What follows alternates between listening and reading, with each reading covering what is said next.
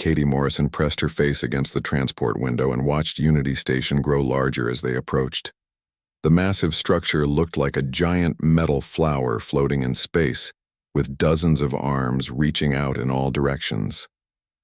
Each arm was longer than most Earth cities and covered with lights that blinked in patterns she did not understand. "First time seeing something like this?" asked the pilot, a friendly woman named Captain Lisa Park. "Yes," Katie replied, unable to hide her excitement. "I read about it in school, but seeing it is completely different."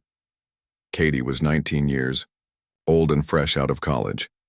She had studied languages her whole life and could speak 7 Earth languages fluently. Now she was about to become one of the first human cultural ambassadors to live among alien species. The idea both thrilled and terrified her. The transport docked with a soft bump.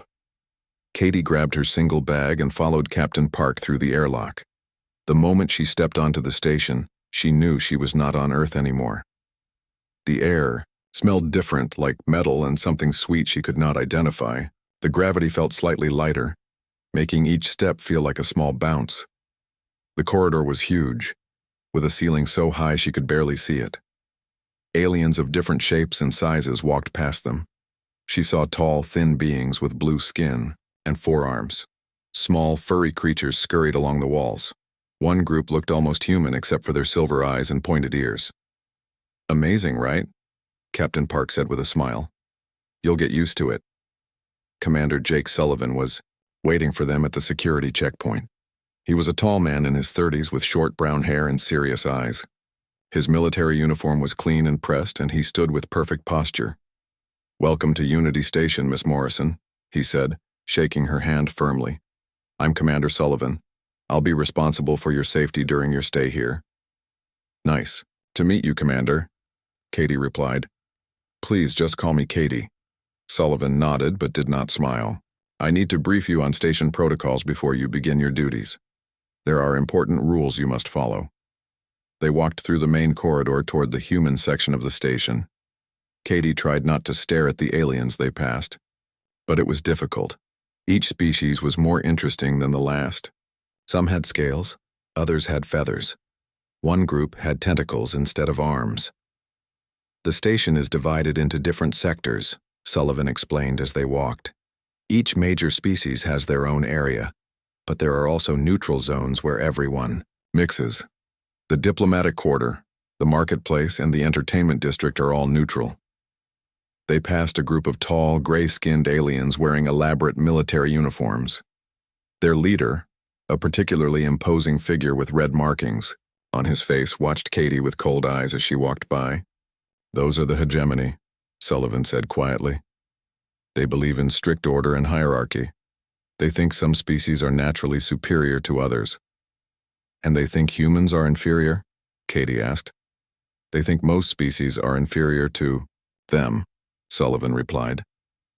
"But yes, they have made it clear they consider humans to be primitive newcomers who should know their place." Katie felt a chill run down her spine, but she lifted her chin with determination. "Well, I guess I'll have to prove them wrong." Sullivan stopped walking and looked at her seriously. "Katie, I need you to understand something. We are guests here. Humanity is new to galactic society, and many species are still deciding what they think of us. Your behavior reflects on all humans." "I understand," Katie said. "I won't cause any problems." "Good. But if anyone causes problems for you, you tell me immediately. My job is to keep you safe, and I take that job very seriously." They reached the human quarters, which felt almost like a small piece of Earth in space. The furniture was familiar, and there were even some potted plants that reminded Katie of home. "You'll have 3 days to settle in before your first official diplomatic function," Sullivan said. "Use that time to study the cultural briefings I've prepared for you. Each species has different customs, and what seems polite to us might be insulting to them." Katie spent the next 2 days reading everything she could about the different alien species on the station. She learned that the Altarians valued knowledge above all else, and considered interrupting someone to be very rude. The Zephyrians communicated as much through scent as through words. The Trade Federation species were practical and direct, caring only about results. The hegemony were the most complicated. They had a rigid social structure where everyone had a specific rank and role. They believed that strength and military power determined which species deserved respect. According to her briefings, they had been the dominant military power in the galaxy for over 1,000 years. On her third day, Katie attended her first diplomatic reception in the neutral zone. The room was filled with representatives from dozens of different species, all talking and sharing drinks. Katie wore her best dress and tried to project confidence even though she felt nervous. She approached a group of Altarians who were discussing ancient poetry. Using her language skills, she joined their conversation in their native tongue. They seemed impressed by her pronunciation and knowledge of their literature. "Your species has an interesting perspective on our classic texts," one Altarian said. "We had not considered that interpretation before." Katie smiled, feeling proud that she was representing humanity well. But across the room, she noticed the hegemony delegation watching her with obvious disapproval. Their leader, the same red-marked alien she had seen before, said something to his companions that made them laugh in a way that did not sound friendly. Commander Sullivan stood near the eye wall, keeping watch over the gathering. He had warned her that not everyone would welcome human participation in galactic society, but Katie was determined to prove that humans belonged here just as much as anyone else. As the evening progressed, Katie found herself enjoying the conversations with different species. Each group had unique perspectives and fascinating stories about their worlds. She began to feel hopeful that humanity could find its place among the stars, but she could still feel the hegemony watching her, and their expressions grew more hostile as the night went on. Katie tried to ignore them and focus on making positive connections with the other species, but she could not shake the feeling that trouble was coming. Over the next week, Katie threw herself into her diplomatic duties with enthusiasm. Each morning, she attended language classes taught by different alien species. She learned basic phrases in hegemony military code, picked up the clicking sounds that Zephyrians used for emphasis, and mastered the formal greeting rituals of the Trade Federation. Her quick learning impressed many of the alien diplomats. Ambassador Kethara of the Altarians complimented her understanding of their complex grammar. The Zephyrian cultural attaché, Vesix, said her scent reading skills were remarkable for a species that communicated primarily through sound. But the more successful Katie became, the more hostile the hegemony delegation grew toward her. Zalthek was the hegemony's senior military officer on the station. He was 7 feet tall with gray skin marked by red tattoos that showed his military rank. His forearms were muscled and scarred, and his yellow eyes seemed to constantly evaluate everyone around him for weaknesses. During a trade negotiation meeting, Zalthek made his first direct comment about Katie's presence. "Why does the human female speak for her species?" he asked loudly, interrupting a discussion about shipping routes. "Among civilized races, the young show respect by remaining silent until their elders grant permission to speak." Katie felt her cheeks burn with embarrassment, but she kept her voice steady. The Galactic Accord state that all appointed representatives have equal speaking rights, regardless of age or gender. Zaltek's eyes narrowed. The Accords were written by weak species who fear natural hierarchy. Strong races know that respect must be earned through proper conduct. Ambassador Kethara cleared her throat diplomatically. "Perhaps we should return to the matter of the shipping routes." The meeting continued, but Katie could feel Zalthek's hostile stare throughout the rest of the discussion. When it ended, Commander Sullivan approached her. "Are you all right?" he asked quietly. "I'm fine," Katie replied, though her hands were still shaking slightly. "He was just trying to intimidate me." "He succeeded," Sullivan said bluntly, "but you handled it well. Don't let him see that he got to you." The next few days brought more incidents. During a cultural exchange dinner, Zalthek loudly proclaimed that humans had no real culture worth sharing, since they had not achieved space travel independently.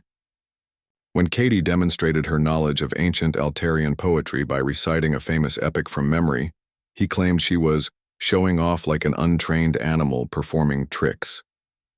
The other diplomats began to notice the tension. Some seemed uncomfortable with Zalthek's behavior, while others watched with interest to see how the situation would develop. The breaking point came during a formal dinner in the diplomatic quarter. Representatives from 12 different species gathered to celebrate the signing of a new trade agreement. Katie wore her best formal dress and had spent hours preparing remarks about human hopes for peaceful cooperation. The dinner proceeded smoothly until the cultural presentations began. Each species was invited to share something from their heritage. The Altarians presented a mathematical proof that was considered high art in their society. The Zephyrians performed a scent dance that told the story of their homeworld's formation. When Katie's turn came, she stood and began to recite an ancient Altarian text in the original language. She had chosen it carefully, knowing that proper pronunciation of the ceremonial dialect was extremely difficult even for native speakers. Her pronunciation was flawless. She delivered each complex phrase with perfect rhythm and intonation. The Altarian delegates sat forward in their chairs, clearly impressed by her skill. But Katie made one small addition to her presentation. At the end of the traditional recitation, she offered her own interpretation of the text's meaning, drawing connections between Altarian philosophy and human values of cooperation and growth. The room erupted in polite applause. Several alien diplomats nodded approvingly at her respectful blend of their culture with human perspectives. Zalthek stood abruptly, his chair scraping loudly against the floor. "The human has made an error," he announced in his booming voice. "The text she quoted contains a mistranslation. In the third verse, she used the informal pronoun instead of the ceremonial form. This shows disrespect to Altarian tradition." Katie felt her heart sink. Had she really made such a basic mistake? She had practiced the recitation dozens of times. Ambassador Kethara rose slowly from her seat. "Officer Zalthek, I must respectfully disagree. Miss Morrison's pronunciation and translation were not only correct, but remarkably sophisticated. She used the ceremonial form throughout, and her interpretation shows deep understanding of our philosophical traditions." The silence in the room was thick with tension.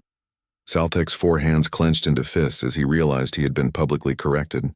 "The Altarian speaks from politeness," he said through gritted teeth. "But facts do not change to spare feelings. The human made errors because her species lacks the mental capacity for true understanding of superior cultures." Now other diplomats began to shift uncomfortably in their seats. Zalthek had crossed a line from criticism into outright insult. Katie stood as tall as she could manage. "Officer Zalthek, I studied that text with 3 different Altarian scholars before tonight. If you believe there was an error, perhaps you could point out exactly where it occurred." It was a polite challenge, but a challenge nonetheless. Everyone in the room knew that Zalthek had been caught making a false accusation. His yellow eyes blazed with fury. "Insolent creature, your species will learn proper respect, or you will learn why the hegemony has ruled the galaxy for 1,000 years." Commander Sullivan, who had been standing quietly near the wall, took a step forward. His movement was small, but everyone noticed it. His hand rested casually near his sidearm. The dinner ended early after that, with diplomats making polite excuses and filing out quickly.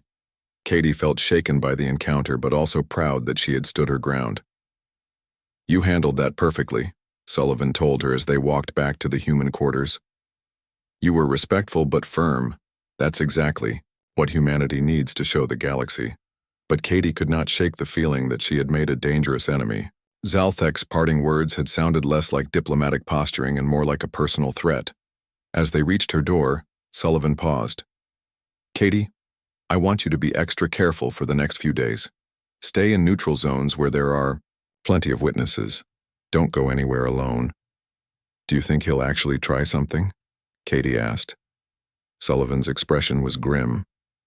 "The hegemony believes in teaching lessons through force, and you just embarrassed him in front of the entire diplomatic corps. Yes, I think he'll try something."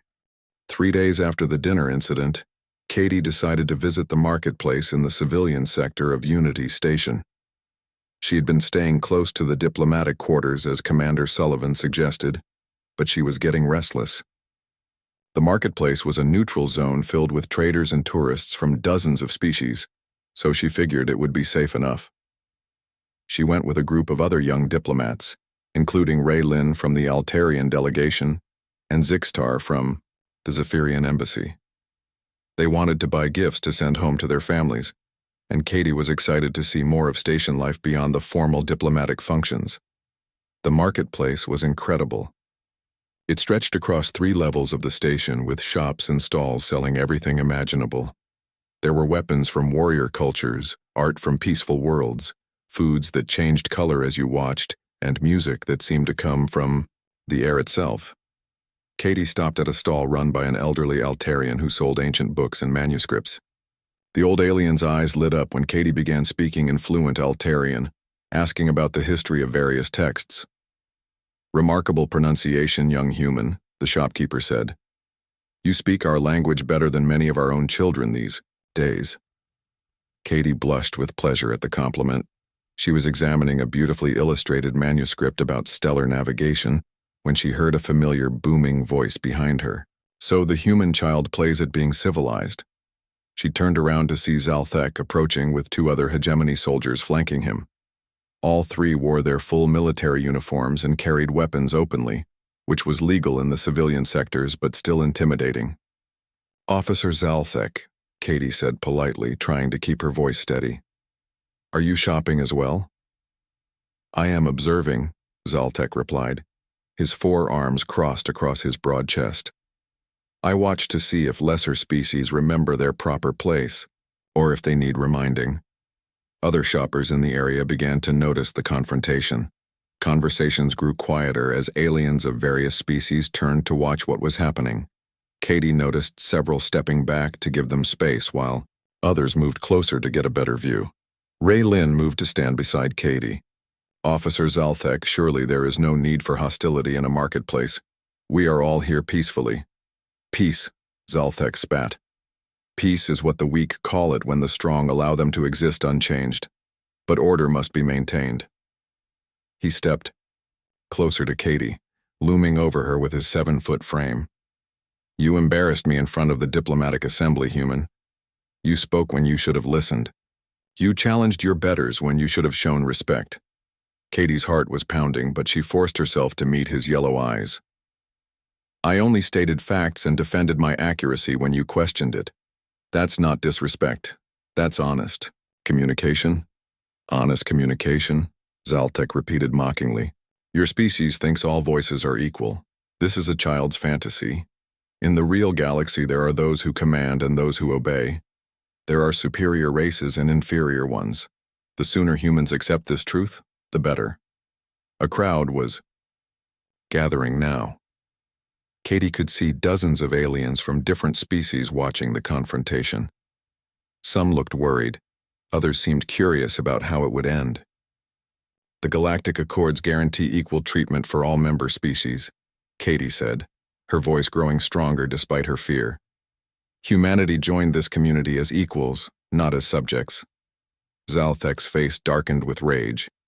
"The Accords are words on paper, written by species too weak to understand natural law. Strength determines status. Power determines worth. And humans, little girl, have neither." He took another step closer, now towering directly over her. Katie could smell his breath, sharp and metallic. Her friends moved closer to support her, but Zalthek's soldiers shifted position to block them. "Kneel," Zalthek commanded suddenly. "Show proper respect to your superiors, and perhaps I will overlook your previous insolence." The marketplace had gone completely silent now. Katie could feel the weight of dozens of eyes watching her. She knew that whatever she did next would be remembered and discussed across the station. "No," Katie said clearly. "I won't kneel, not to you, not to anyone. Humans don't bow to bullies." The slap came so fast Katie barely saw it coming. Zalthek's massive hand struck her across the face with enough force to spin her around and knock her to the ground. The sound echoed through the silent marketplace like a gunshot. Katie's vision blurred and she tasted blood in her mouth. Her left cheek felt like it was on fire. She struggled to push herself up from the floor, her head spinning from the impact. "Let that be a lesson," Zalthek announced loudly to the watching crowd. "This is what happens when inferior species forget their place. Respect is not given freely. It must be earned through proper submission. Katie managed to get to her knees, blood trickling from her split lip. She looked up at Zalthek with defiant eyes, refusing to show the fear and pain she felt. But then something changed in the crowd. Katie heard a new sound, like wind whistling, through metal. The temperature in the area seemed to drop several degrees. The very air felt dangerous. Commander Sullivan appeared at the edge of the crowd. He had been following at a distance, keeping watch as always. His face was completely calm, but there was something in his eyes that made hardened alien warriors take involuntary steps backward. He walked through the crowd with smooth, predatory grace. Nobody tried to stop him. Even Zalthek's soldiers moved, aside without thinking about it. "Officer Zalthek," Sullivan said conversationally, his voice carrying clearly through the silent marketplace. "You just struck a civilian under my protection." Zalthek turned to face the human commander, his chest puffed out with arrogance. "Your female needed to learn respect. I provided education." Sullivan nodded thoughtfully. "I see. And now I'm going to provide some education of my own." What happened next lasted exactly 3 seconds, though to everyone watching it seemed both instantaneous and eternal. Sullivan moved with inhuman speed and precision. His first motion disarmed the hegemony, soldier to Zalthek's left, sending the alien's weapon spinning across the marketplace. His second motion shattered the armor plating on the second soldier's chest, dropping the warrior to his knees, gasping for breath. Then Sullivan reached Zalthek himself. The massive alien officer tried to draw his weapon, but Sullivan's hand was already there, crushing Zalthek's wrist with grip strength that made the alien's bones creak audibly. With his other hand, Sullivan delivered a precise strike to Zalthek's solar plexus that sent the 7-foot warrior flying backward into a shop stall. Zalthek crashed through a display of metal sculptures, his armor sparking and smoking from the impact. He tried to stand but collapsed back to the ground, gasping and unconscious. The entire confrontation had taken 3 seconds from start to finish. Sullivan knelt beside Katie and helped her to her feet, his movements gentle despite the violence he had just displayed. "Are you hurt badly?" he asked softly. Katie touched her swollen lip and winced. "I'll be okay. Thank you." Sullivan looked around the silent marketplace, meeting the eyes of the watching aliens. "Let me be very clear about something," he said, his voice carrying to every corner of the area. "Humans protect our own. We don't start fights, but we finish them. Anyone who harms a human civilian will answer to us." He looked down at the still unconscious Zalthek. "And we don't forget." News of the marketplace incident spread through Unity Station faster than a solar wind. Within hours, every alien on the station had heard some version of the story. By the next day, reports were being transmitted to homeworlds across the galaxy. Katie sat in the human medical bay with an ice pack pressed to her swollen cheek, watching the station's news feeds with Commander Sullivan. Her lip had been sealed with medical foam, and the bruising would fade in a few days, but the real damage was harder to measure. 17 different security cameras recorded the whole thing, Sullivan told her, scrolling through reports on his tablet. "The station administration has reviewed all the footage. You're completely cleared of any wrongdoing." "What about you?" Katie asked. "Will you get in trouble for what you did to Zalthek?" Sullivan was quiet for a moment. "That depends on how Earth Command sees it. Some will say I used excessive force, others will say I showed remarkable restraint." "Restraint?" Katie stared at him. "You put him through a wall." "Katie, I had 17 different opportunities to kill him during those 3 seconds. 17 ways I could have ended his life before his body hit the ground. Instead, I chose the response that would neutralize the threat while keeping him alive. That's restraint." She studied his face, seeing something new in his expression. For the first time since she'd met him, Commander Sullivan looked tired. Before she could respond, the medical bay door chimed. Ambassador Cathara entered, followed by 2 other Altarian diplomats Katie didn't recognize. "Miss Morrison," the ambassador said formally, "we come to check on your well-being and to offer our support." "Thank you," Katie replied. "I'm recovering. Well, we also come with news," Cathara continued. The Altarian Council has reviewed recordings of Officer Zalthek's behavior over the past weeks. We are formally filing a complaint with the Galactic Diplomatic Corps about his conduct. One of the other Altarians stepped forward. We investigated his claim that you made errors in your recitation at the formal dinner. You made no mistakes. He deliberately lied to embarrass you in front of the diplomatic assembly. Katie felt a mixture of vindication and anger. Why didn't you say that at the dinner? We did not wish to escalate the situation publicly, Kethara admitted. In hindsight, our caution may have contributed to yesterday's violence. For this, we apologize. After the Altarians left, a steady stream of visitors began arriving. The Zephyrian cultural attaché brought traditional healing herbs. A delegation from the Trade Federation offered security escorts for future marketplace visits. Even some of the younger hegemony officers came by, looking embarrassed as they apologized for their senior officers' behavior. But not everyone was supportive. By the second day, it became clear that the galactic community was splitting into different camps. The Hegemony High Command issued a formal protest, demanding Sullivan's immediate arrest for assault on a diplomatic officer. They claimed that Zalthek had been providing cultural correction to a disrespectful human, and that Sullivan's response was wildly disproportionate to the situation. Several military-focused species supported the hegemony's position, arguing that maintaining discipline and hierarchy was essential to galactic stability. But other species saw things differently. The peaceful Altarians praised human principles combined with the ability to back them up with action. The Trade Federation noted that humans had shown both restraint and effectiveness, qualities they valued in potential partners. Most interesting were the younger members of various species. Across the station, Katie noticed alien students and junior diplomats looking at humans with newfound respect. Several approached her over the following days to express admiration for how she had stood up to Zalthek, even when facing someone much larger and more powerful. You didn't back down, a young hegemony officer named Kexant told her privately. In our culture, we're taught that submission to superiors is the highest virtue. But watching you refuse to kneel, it made me think about things differently. On the third day after the incident, Katie received an unexpected visitor. Admiral Thexara, the highest-ranking hegemony officer on the station, requested a private meeting. The admiral was ancient even by hegemony standards, his gray skin covered with intricate tattoos that marked centuries of military service. Unlike Zalthek's angry demeanor, Thexara carried himself with calm dignity.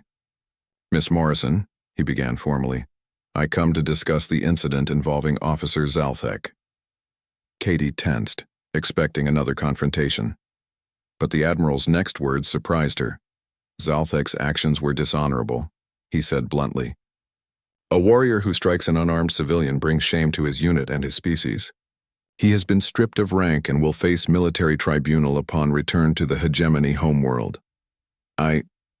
Thank you, Admiral, Katie replied, unsure how to respond. Do not thank me yet, Thexara continued. I come also with a warning. The hegemony, High Command is divided. Some, like myself, recognize that Zalthek's behavior was unacceptable. But others see this incident as a challenge to our authority that cannot go unanswered. He leaned forward slightly. Your Commander Sullivan has made a powerful impression throughout the galaxy. Word of his capabilities has reached military analysts on a dozen worlds. Some view this as a positive development. Others see humans as a potential threat that must be dealt with before you become too strong. Katie felt a chill run down her spine. Are you saying there might be retaliation? I am saying that your species has announced itself to the galaxy in a very dramatic way. Some will welcome you as valuable allies. Others will see you as dangerous rivals who must be controlled or eliminated. The Admiral stood to leave, then paused. For what it is worth, Miss Morrison, you conducted yourself with honor during the confrontation. You showed courage without seeking violence, dignity under pressure, and resilience after being struck down. These are qualities the hegemony claims to value, even if some of our officers have forgotten what they truly mean. After he left, Katie sat alone in her quarters thinking about his words. She had come to Unity Station hoping to help humanity find its place in galactic society. She had never imagined that her mission would involve getting slapped by an alien, warrior, or watching Commander Sullivan demonstrate terrifying combat skills. But maybe that was the point. Maybe humanity's place in the galaxy wasn't just about diplomacy and cultural exchange. Maybe it was also about showing that humans would stand up for their principles, protect their people, and refuse to be intimidated by those who claimed superiority through force. Outside her window, the stars wheeled slowly past as Unity Station continued its orbit. Somewhere out there, on dozens of different worlds, aliens were discussing what they had learned about humanity in the past few days. Katie touched her healing lip and made a decision. Tomorrow, she would return to her diplomatic duties. She would attend meetings, participate in cultural exchanges, and continue building relationships with alien species. But she would do it as herself, without apology or submission. If that made some aliens uncomfortable, so be it. Humanity had not traveled to the stars to bow before anyone. She thought about what Admiral Thexara had said about humans being seen as either valuable allies or dangerous rivals. Katie smiled. Despite the lingering soreness in her cheek, maybe they could be both. 2 weeks after the marketplace incident, Unity Station hosted an unprecedented gathering. Representatives from 23 different species convened for an emergency session of the Galactic Diplomatic Corps. The official purpose was to review the incident between Officer Zalthek and the human delegation, but everyone knew the real question being decided was much larger. What place would humanity hold in galactic civilization? Katie sat in the observation section, her bruises now completely healed. Beside her, Commander Sullivan wore his dress uniform, every medal and decoration perfectly positioned. Neither of them would testify directly, but their presence was required as the subjects of the proceedings. The hearing chamber was massive, with elevated platforms arranged in concentric circles. Each species had their own section designed to accommodate their unique physical needs. The Altarians sat behind tall lecterns suited to their height, while the smaller Zephyrians occupied lower, wider spaces that allowed for their scent-based communication. At the center sat High Arbiter Velnash of the neutral Kepler Concordat, a species known for their fairness and wisdom in legal matters. Her silver skin gleamed under the chamber's lights as she called the session to order. We gathered to examine the events of Station Day 347, when violence occurred between a hegemony military officer and human diplomatic personnel, Velnash announced. But we must also address the larger questions raised by this incident. The hegemony delegation presented their case first. General Mexthor, Zalthek's superior, stood at his platform with full military bearing. Officer Zalthek was providing necessary cultural correction to a human who showed repeated disrespect for proper galactic hierarchy, he declared.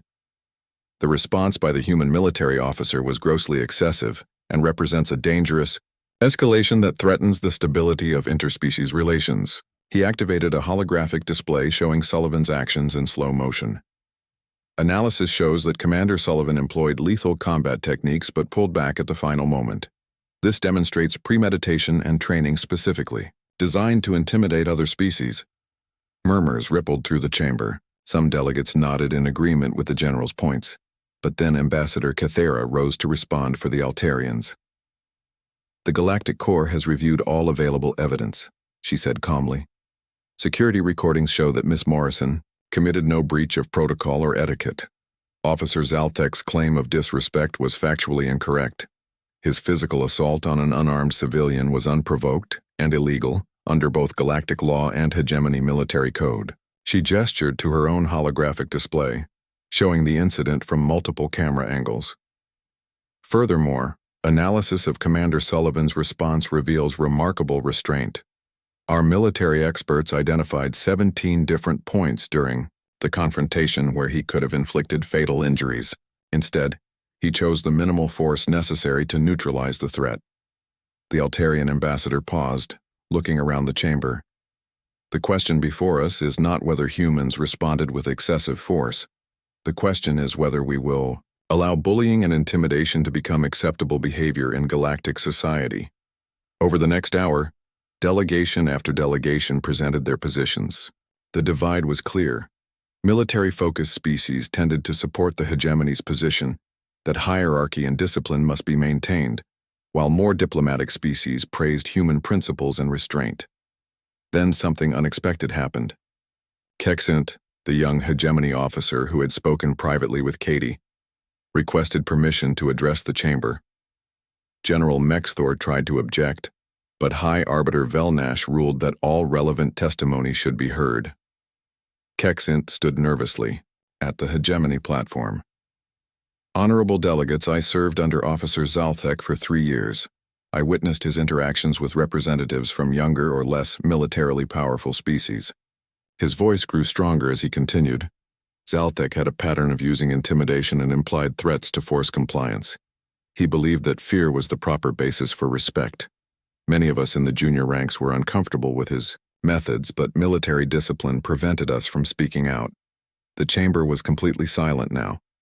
A hegemony officer criticizing his superior was almost unheard of in galactic politics. When I watched Miss Morrison refuse to kneel despite facing someone much larger and stronger, I saw true courage. Kexint continued. And when Commander Sullivan responded with precisely measured force to protect a civilian under his care, I saw what real strength looks like. Not the strength that crushes the weak, but the strength that protects them. General Mexthor's face had gone dark with rage, but he could not interrupt the formal testimony. The hegemony teaches that superior species deserve automatic respect, Kexint said. But respect that comes from fear is not really respect at all. It is just submission. What happened in that marketplace showed me the difference. When Kexint finished, several other young officers from different species requested to speak. One by one, they testified about similar incidents they had witnessed or experienced. A pattern emerged of systematic bullying by hegemony officers toward representatives of species they considered inferior. High Arbiter Velnash called for a recess while the evidence was reviewed. Katie and Sullivan walked to the observation deck overlooking the station's central hub. I never wanted this to become so big, Katie said, watching the streams of aliens moving through the corridors below. I just wanted to do my job and help humanity fit in. Maybe this is how we fit in, Sullivan replied. Not by keeping quiet and accepting abuse, but by standing up for what's right. When the session resumed, High Arbiter Velnash announced the tribunal's decision. After reviewing all evidence and testimony, this body finds that Officer Zalthek's actions constituted unprovoked assault on a diplomatic civilian. His claim of providing cultural correction is rejected as factually baseless. A wave of relief swept through Katie, but Velnash was not finished. Furthermore, Commander Sullivan's response is ruled as proportionate defense of a civilian under his protection. The force used was precisely calibrated to neutralize the threat without causing permanent harm. Now came the larger ruling that would affect humanity's future in galactic society. This incident has revealed concerning patterns of intimidation and abuse by certain elements within various military hierarchies. Effective immediately, the Galactic Corps will establish new protocols for protecting diplomatic personnel from all species, with particular attention to preventing the targeting of representatives from newer or less militarily powerful civilizations. The hegemony delegation looked stunned. They had expected their superior military reputation to carry more weight in the proceedings, but Velnash had one more surprise. Finally, this body formally commends both Miss Morrison and Commander Sullivan for their conduct during this crisis. Miss Morrison demonstrated diplomatic courage and cultural sensitivity while refusing to compromise human dignity. Commander Sullivan showed that true military strength lies not in the capacity for destruction, but in the wisdom to use force only when necessary, and only to the degree required. After the formal session ended, Katie found herself surrounded by delegates from dozens of species.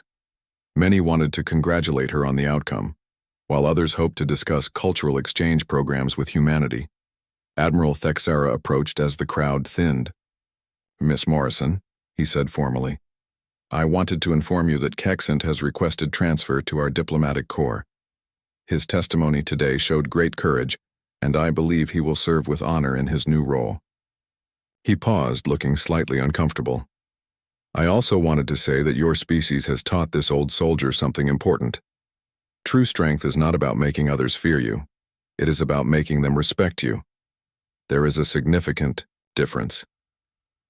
As the delegates began to disperse, Katie realized that everything had changed. Humanity was no longer just the newest species trying to find its place in galactic civilization. They were now recognized as equals who would stand up for their principles and protect the innocent. But more than that, they had shown other species that it was possible to resist bullying and intimidation. Across the galaxy, younger aliens would remember what they had witnessed. The idea that might makes right was no longer unchallenged. Commander Sullivan joined her at the observation window as Unity Station's artificial evening cycle began, dimming the corridor lights to simulate twilight. So what happens now? Katie asked. Now we go back to work, Sullivan replied. You continue building relationships with other species. I continue protecting human interests. But we do it knowing that the galaxy understands what humanity stands for. Katie nodded, watching a group of mixed-species youngsters playing together in the corridor below. Among them, she noticed several young hegemony aliens laughing and sharing games with Altarian and Zephyrian children. Do you think things will really change? She asked. Sullivan was quiet for a long moment. Change takes time, but yes. I think what happened here will ripple outward for generations. Those young aliens down there will grow up in a galaxy where standing up to bullies is seen as admirable instead of rebellious.